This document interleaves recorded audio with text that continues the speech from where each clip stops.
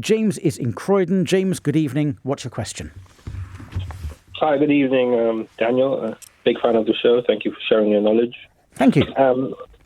I recently got involved with a very popular car rental company. I'm being charged a sum of £750 for a scuff in the rear bumper, which I did see prior to starting my journey or initiating my rental car hire. But I failed to report it because I didn't have the means to, and this was because I couldn't call the car rental company. And James, didn't you pick it up from an airport or?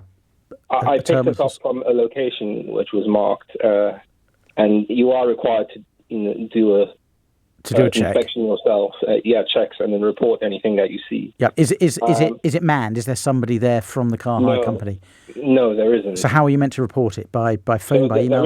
There is a device which is quite cumbersome, found in the glove compartment, and one has to sort of like type in the damages noted. So I tried to do that, but ended up pressing something, and then I found myself that I have already engaged and started the the whole process of the rental. Yep. And I couldn't go back anymore.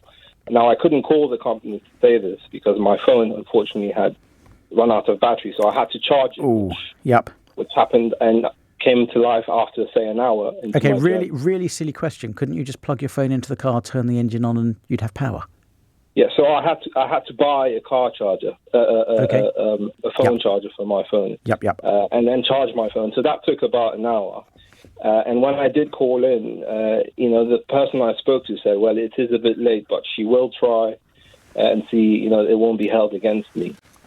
Only to find a letter, asking me to pay this amount. So you've presumably raised this issue with them and said that you reported it as best you could. Yeah.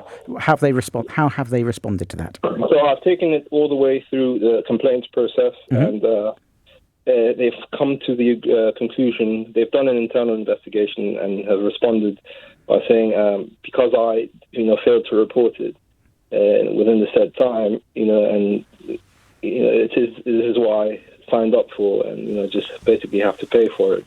Right. This sounds really, really harsh.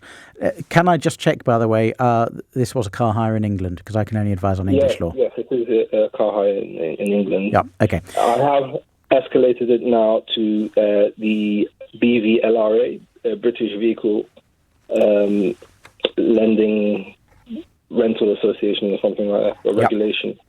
And I'm waiting for their feedback. Okay, is that an independent appeals body? I haven't actually heard of them. I believe they work with rentals.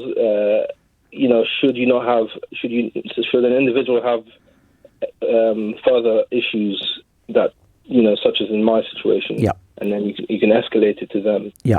All right, James. It sounds like you've done nothing wrong at all here, because if you've got a funny piece of kit in the glove box, it's all too easy to press the wrong button. And if you end up submitting a blank damage report when you didn't mean to, and then you've got no juice in your phone, I can understand how incredibly frustrating you must find it.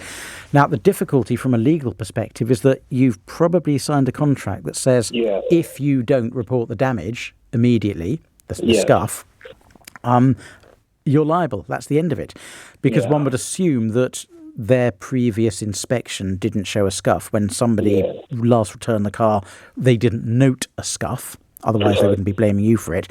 And it really comes down to the fact that, James, although you sound incredibly credible, and I believe everything you're saying, there's a lot of people out there who might try to tell porkies about there being pre-existing damage on a car to avoid having to pay for it. And the car company is entitled to say, well, look, we've set up a system for you. We gave you the chance to report it. You didn't. We're really sorry. You signed a contract that says if you don't report the damage, you've got to pay for it. And assuming the contract does say that, I haven't got the contract in front of me, but I'm pretty confident it will say that. I think, James, legally you're stuck with it, which is incredibly unfair. Yeah, that's what I just wanted to clarify. Yeah. James, I'm sorry, you've done everything right there. It's one of those incredibly unfair things, and I do feel sorry for you. It's very much there, but for the grace of God goes any of us. It could happen to anybody, but it happened to you. James, thank you for the call. I'm sorry I couldn't be more helpful.